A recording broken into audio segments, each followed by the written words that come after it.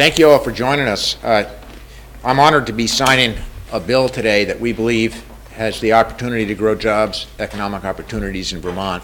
As you know, Vermont has been extraordinarily successful in creating hundreds of good-paying jobs by being the center for captive insurance in America. And we want to keep it that way.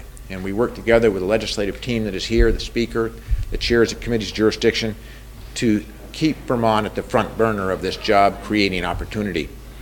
The legislature has worked together with my administration, and we're going to hear from the Commissioner Dunnigan shortly, at the recommendation of an idea that really came out of the place where great ideas come from, Windham County, and came to us and said, we've got an idea. We've got an idea of a new marketplace for insurance in America that could mirror our success in captives in our future, that we believe will grow jobs, economic opportunities, and offer an innovative insurance product that is needed in America.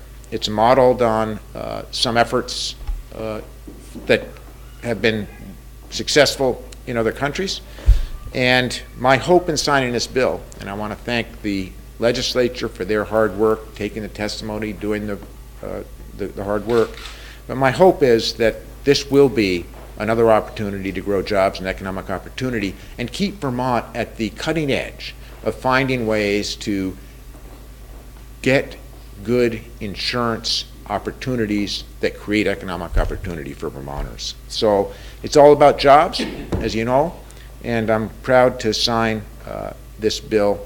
I want to turn it over now to first my commissioner, Susan Dunnigan, and then if the chairs of the committee that worked so hard on this, Bill Botsow from the metropolis of Pownell, Senator Kevin Mullen, who chairs the committee in the Senate, if he shows up.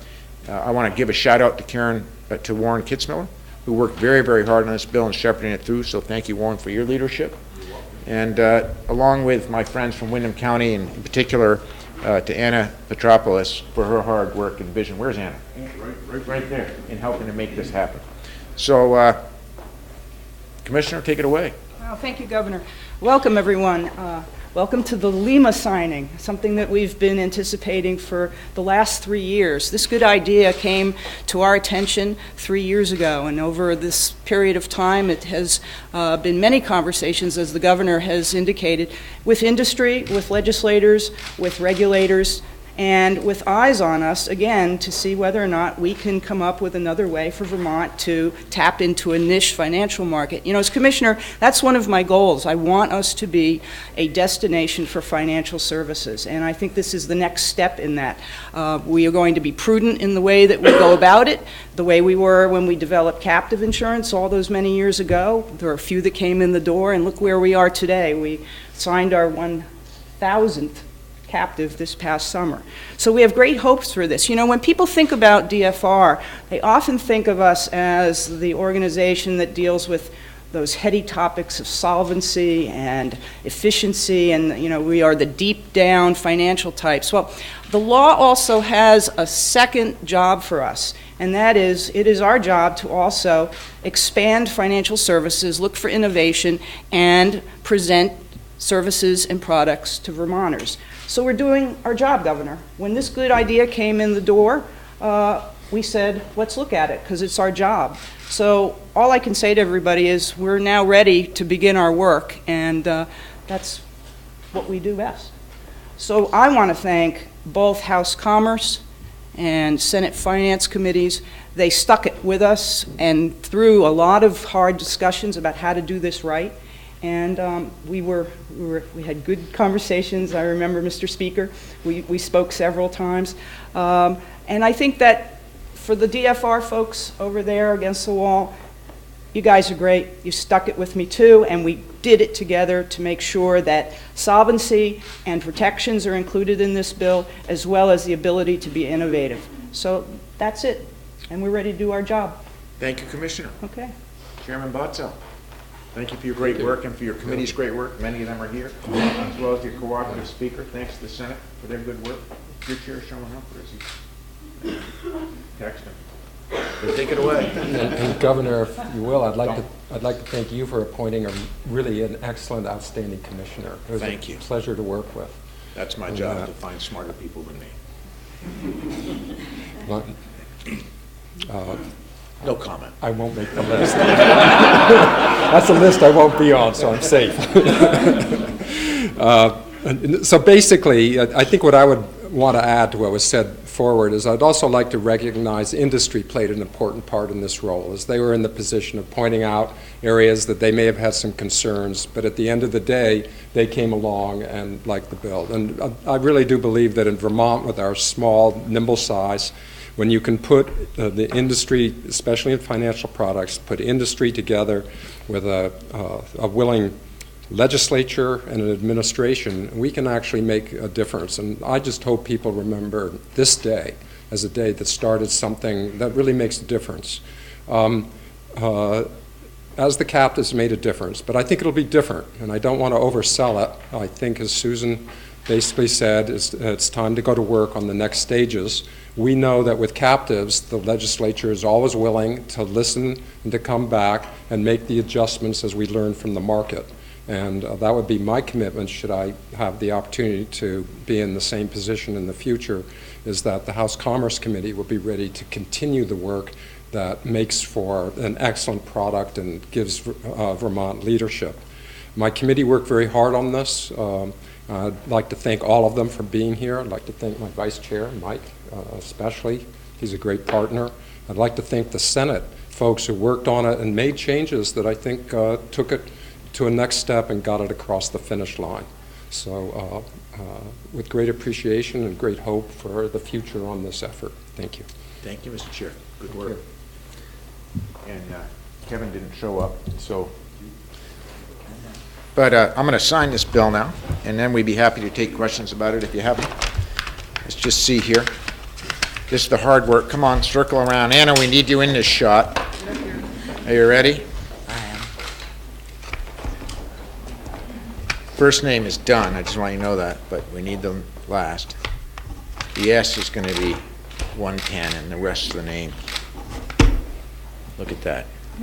Signed. It's law. And you know, I suspect that when Governor Snelling had the foresight to sign into law the captive insurance bill, there were plenty of people sitting around the table who wondered if it really meant much. And let us hope that in the future this bill will serve us as well as the captive insurance bill has. And it's a real honor to give the folks who worked so hard on this bill the pens. Anna, this pen is for you. Thank you for your great work. Chairman Botza, this pen is for you. We've loosened up the appropriations in the state, so we have 3 pens. And Warren Kitzmiller, we're going to give this pen to you. Thank you, team, for all your good work.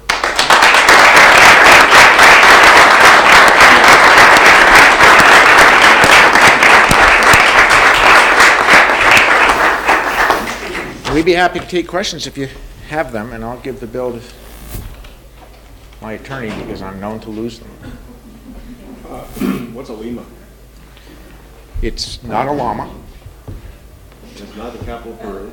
It's not the Capitol Grill. Susan, you're going to describe in plain English, looking at the cameras, because this is what they're all wondering. They're all wondering. What is a llama? Lima is a legacy insurance company. What does that mean? It means we're creating a special company here in Vermont that is going to acquire insurance policies from other insurance companies that want to remove those policies from their books. And they're going to sell them in a block to another company who's going to take them and manage them and pay claims just as the original company would. So you ask yourself, why would a company want to do that? The reason is when you are an insurance company, you have to reserve, you have to have a piggy bank, a savings account that has enough money to cover the liabilities of the policies, and that has to stay in the company. So you can imagine that a lot of money has to stay within an insurance company that can't be used for anything other than the contingencies for those policies. Ties up a lot of money on the books. You can have old insurance policies that have been on the books for many, many years. Like, think about asbestos claims. You have policies from the 1970s that the claims have not yet matured, And maybe someday they will and someday they won't, but you have to reserve against those policies. So the idea is, the advantage would be for a company to be able to sell old policies, and this is commercial policies only. We're not talking about auto insurance or life insurance or health insurance. This is commercial policies. They can get rid of those older policies to a company that's much more expert in the way in which they can manage the claims. And it frees up the reserves that have been in the piggy bank for all those years for the company to be able to deploy new money to other initiatives, like investing in their technology or expanding into a new market. So there are advantages financially for companies to do this. And we have a law in the books right now that allows us to do this already. But the problem is it takes a really long time. It takes almost 2 years for a transaction to go through the regulatory process. So the Lima bill accelerates the process that's already in place for commercial entities, because getting to market, speed to market, is essential. You have to be able to respond to the market now. And that's what we've done in Vermont, is we have accelerated the market. And if you would like more details, I think that was the Lima soundbite they were looking and for. if you'd like more details, I am more than happy, and later today we have even some follow-up interviews with folks over at DFR to get into the deeper dive if you want to go there. Just quickly, would this encourage subsidiaries of existing companies, and would they have the same regulations and requirements as the companies that carry those policies now? Okay, when you mean subsidiaries of insurance companies? You know, if I'm an insurance company and I carry these policies, couldn't I just create a shell company and push them off to clear up the space that you're talking about? No. Okay. You want to get it completely out of your company and off the books, whether it's in a subsidiary or in a group situation. You want it out. How long does the transaction process now take, down from 2 years to? We're looking for about a 3 to a 4 month turnaround. And does the new company have to have the same requirements in terms of the reserves? The reserves will be calculated based on the liabilities. It's a huge actuarial exercise, and you've got to make sure you get the sweet spot. Enough, but not too much. And so that's going to be part of the regulatory process when we're creating these new companies, is to be able to come up with what the reserves need to be based upon the group of insurance policies that are going to be brought over to the new company. The comparison to captives, for a minute. After 30 years, it's 1,000 companies and about 1,000 jobs or so in the state. How much potential does this have? Is it comparable? Is it greater? What do you think? I can't predict. I really can't predict that. When we patterned it, and I think patterning is a good way to explain what we did with Lima after the captives. What we did was, it's a completely different line of business, but what we wanted to bring was the flavor of the Vermont captive into the Lima bill, and that is these new companies have to do things like have their annual meeting here in Vermont, like the captive insurance companies do. They will be Vermont companies that are incorporated here with all the rights and responsibilities. The transfer tax will be paid right into the general fund when these transactions occur. So what we're trying to do is not only create a new market, but then have it sustainable here in Vermont. So I don't have more predictions. I don't have a crystal ball, but if we get one transaction this year, I'll be happy. Each transaction is big. We're talking big transactions. Built into the bill, the first 1% of the first $100 million of the transaction goes to Vermont. So if you imagine that perhaps an average transaction might be $70, $80, $90, $100 million, think about that. That's $1 million transfer to Vermont for one transaction. So, the market has asked for this, and it's been really an interesting regulatory moment when you can respond to the market positively. Are other states stepping up, and what are you hearing from the industry about Vermont deciding to do this? We're the first ones. Nobody else is talking about it. Delaware, Rhode Island. Well, Delaware will copy us. I don't know about Rhode Island, but just like with captives, they will copy us. And that's perhaps the greatest form of flattery. Hopefully not too soon. Not too soon, because their legislatures can't move as fast as ours. And And so are all of the is the whole regulatory structure already written and finalized? I mean, if this, I understand this law takes effect immediately and the whole thing is ready to pop today. We have the ability to promulgate regulations within the statute. Obviously, that's not going to happen right away. I think we'll look at how this progresses, how it evolves before we start the regulatory process. We're going to see how the first few come in. But right now, we can go. And at the department, we're ready, and we've already been working on this. You know, last year we ramped up our examination team on the insurance side, and we have what we call Team Lima at DFR, which is our lawyers, our CPAs. We will have some consultants, some actuaries who specialize in the runoff of companies to supplement us. So we are ready to go. And so you'll craft the regulations as the business interests. You'll sort of make it on the fly. I mean, no, we won't make it on the fly. but in response to the businesses that show interest in establishing LIMAs in the state, well, I think the regulations have to mirror the needs. You know, I mean, you just don't make something up and say, let's create a regulation that you might have to change in a year after. We want experience before we go into the regulatory process. I think that's the prudent way to approach it. Have you seen interest from specific companies? Is anybody saying, pass this law and we'll move to Vermont next week? We've had an indication from several companies that they've been waiting for this bill to pass. So here's an example. This isn't none of those moments when sometimes we forget here in Vermont that insurance is global. We're looking at international companies that have U.S. liabilities on their books, and they want to move them off the books. So perhaps an Italian company, insurance company, has U.S. liability and policies on its books that it wants to move off. Those are the kinds of companies we believe in the beginning will find this new law useful for them. And the captive insurance company or industry seems to be based mostly in Chittenden County, if not exclusively. Do you expect that'll be the case here too, or is the governor going to get it all down to Windham County?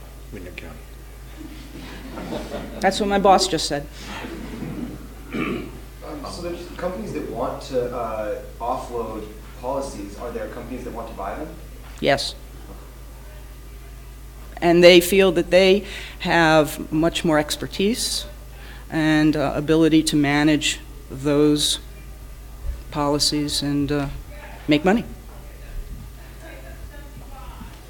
This is more than you've ever wanted to know about insurance. It's not true.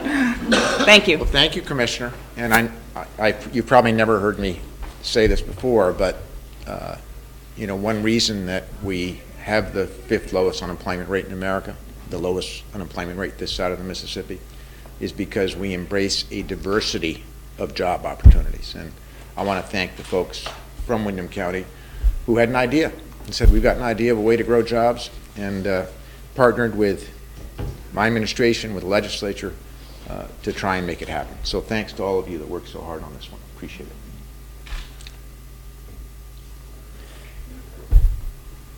Anything else you want to know? Governor, the Republicans are going to ask this afternoon, they're going to call for a delay in the implementation of VHC. Do you see that as something that's feasible, or is that wise at this point given the lack of functionality ongoing at the website? And I'm a little, I haven't heard about that. I don't know what a delay means. So a delay would not be a delay. People who've already bought insurance. My understanding is that people who've already bought their health insurance would be able to use it, but a delay in the requirements on small business and anything that the state imposed that isn't federal. You know, listen, this one I can tell you. We all know that the rollout of the website itself has been a disappointment, and we're working very hard to get it to function properly. I think that we might sometimes lose sight of the fact that my administration has exhibited extraordinary flexibility as we've recognized the challenge of the website to ensure that no Vermonter goes uninsured and that business doesn't have an undue challenge put upon them when they're trying to run their business. So, you know, we now have 30,000 people who have successfully bought insurance on the exchange. I think it's worth mentioning that that is the best enrollment data for the nation. We know about that population that roughly half of them are paying zero premium for health insurance. 80% of them are getting some subsidy, so they're taking full advantage of the Affordable Care Act by making health insurance more affordable. And as you know, we've told businesses that they can buy through their insurance companies, Blue Cross Blue Shield and MVP, which has made it possible for them to buy the products of the exchange, but not have to utilize the exchange. So, you know, I guess my question would be, let's not delay things that are working. Let's continue to take the website, take the Affordable Care Act, and make it even better. Do you guys have any leverage to get CGI to complete this work? We are working cooperatively with CGI to get the job done, no question about it. And we continue to, you know, have confidence that in light of the fact that business have had a full year delay, you know, our goal is to make sure that they can buy their policies on the exchange for the next year, since most of them have been taken care of for this year. Will the website be fully functional for open enrollment in 2015? That's our goal. I'm sorry if I missed that, but did you just say there would be a full year delay in the... Well, I mean, yeah, let's be careful about the words delay. We said to the business community, listen, we don't want this to mess you up. So you can go buy the exchange product as offered by federal law from your insurers, Blue Cross Blue Shield, MVP, for the entire year. They're doing that. And when they go buy their policies, not buying it for a few months or until the website works, they have the option of buying it for the entire year. So in effect, we delayed it for a year for those that wish to have the delay. Yeah. But the date by which businesses would be able to buy through the exchange, I understand that I believe Don George said on Friday that that would not be functional at least until August. Is that? But it doesn't need to be, because we're talking about buying insurance for the following year now. But is that accurate though? Hey, you know me, I'm not talking dates anymore. I mean, we want to get it working as quickly as we can. As you know, CGI and our contractors have disappointed me at every turn, and therefore I will leave it to people like Don George and others to speculate on specific dates. So I understand the political rationale for not wanting to get stuck with a specific date, but don't you feel some sort of obligation to businesses in Vermont to at least provide some kind of rough outline? I feel an obligation to businesses in Vermont to make sure that they are able to purchase insurance for next year. They've purchased it for this year. And we'll get that done. But some haven't, because their insurance comes due in May. So are they now allowed to, I guess that's what you're asking, are they allowed to buy direct and non? So for the entire year, businesses are allowed to buy? That is my understanding. Does anyone disagree with me on that? Because Commissioner Larson has not said that. He has said that businesses can use this option until and if and when the online payment system works, and once that's in effect, that businesses then lose their opportunity to buy direct. So are you saying it's something different? I'm saying that right now it does not work, and we are trying to get it working, and businesses have the ability right now through MVP or Blue Cross Blue Shield to buy insurance policies for the entire year. But the question is, will they still have that opportunity for the rest of this calendar year? As Nancy said, some businesses have their renewals up July 1st. Are you telling them now, hey, that option is going to be available to you then? My understanding is that we already have. Am I correct about that? I think what Commissioner Larson has said is that we're not going to get in a situation where, obviously that option will be available until there's a function of exchange, and then at that time we have to make a decision about continuing that option or going with the exchange. But at this point, we're going with the direct enrollment option. We want to make it as easy for business as we possibly can, and we will continue to do that. We believe we have by offering the best flexibility that we possibly can, given the fact that the website didn't perform as it should have for them. We have to understand that when a business buys from Blue Cross Blue Shield or MVP, as Don George and the insurance, by the way, Blue Cross Blue Shield and MVP have been extraordinary partners to us. As Don George pointed out the other day, when they buy through Blue Cross or MVP, they can't get all of the benefits of the exchange. They can't get all the benefits of the exchange because one thing that business wanted to be able to do was say, and this is one of the beauties of the Affordable Care Act, this is a new product. You could never do this in the insurance market in Vermont. But businesses can say, hey, we're going to offer you this amount of insurance. You can pick from among the array of choices in the exchange for your particular family to figure out what works best for you. When they buy through MVP or Blue Cross Blue Shield, they don't have that flexibility for obvious administrative reasons. So both MVP, Blue Cross, and we have every reason to get the website working for business as quickly as we can so that businesses can have that choice. If businesses don't want that choice, obviously we have no motive to force them to do things they don't want to do. So it sounds like it's possible that later this year we'll have a situation in which there's kind of a dual track of businesses being told you can either continue buying directly from the insurance companies or you're going to go on the website and buy through. Well, let's not get the cart out before the horse. What we're saying is we did everything we could and will continue to make it possible for businesses to provide insurance for their employees without having interruption because the website wasn't working properly for them. Let's get the website working properly for them, and then we'll go forward from there. The state has to start covering the costs of the website at the end of this year. Do you think the feds will give you any leeway with that, or do you expect to start taking on those costs of CGI as it finishes its work? We are working with the feds, as are frankly my fellow governors, to try to get maximum flexibility so that obviously the states have to shoulder as little burden of that as we possibly can. And I know that other governors are joining me in working together with the feds to try to make that happen. What can Vermont learn about its IT procurement practices going forward? Well, I sometimes think that we forget that this isn't the only experience that Vermont, or frankly all of state government, has had in terms of challenges with IT. And I sometimes feel that we hold state government at a different standard than private sector.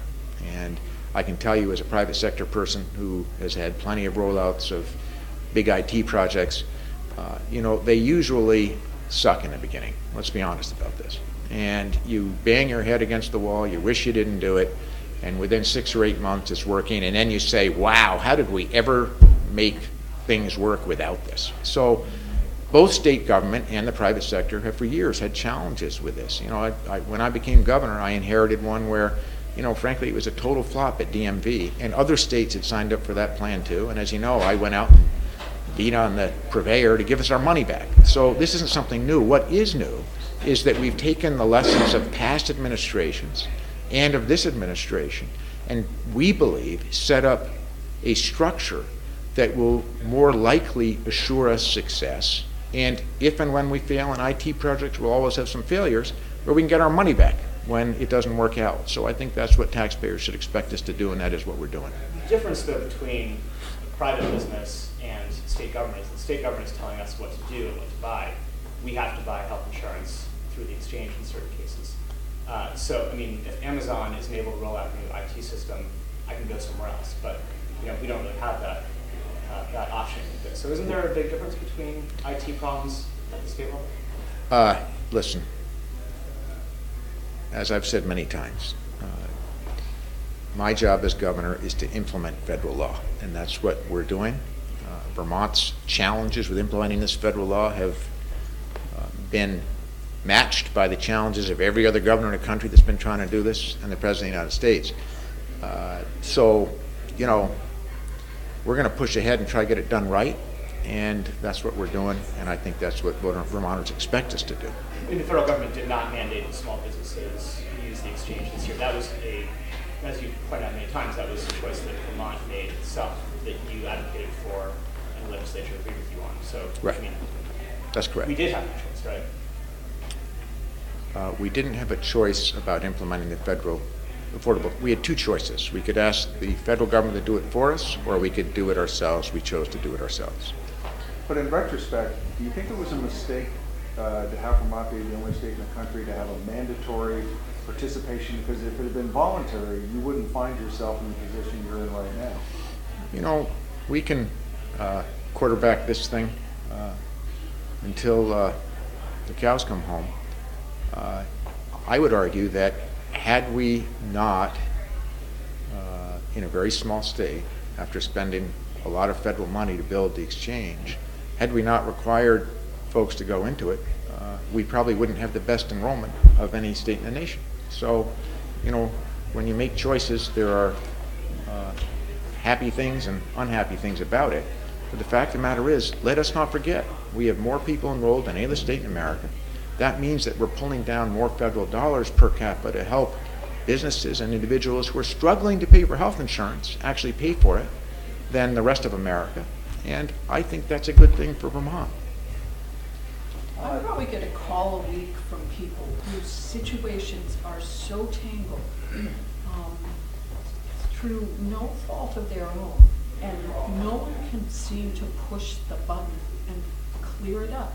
These are people where there's been a mistake by someone, and no one can solve it. So they maybe have the wrong card, they don't know if they have insurance, they don't know if they've paid, their check hasn't cleared. Okay, but can I just back up? Can I just back up? Listen, raise your hand if buying health insurance pre-Affordable Care Act was ever easy, seamless, and without challenges. Raise your hand.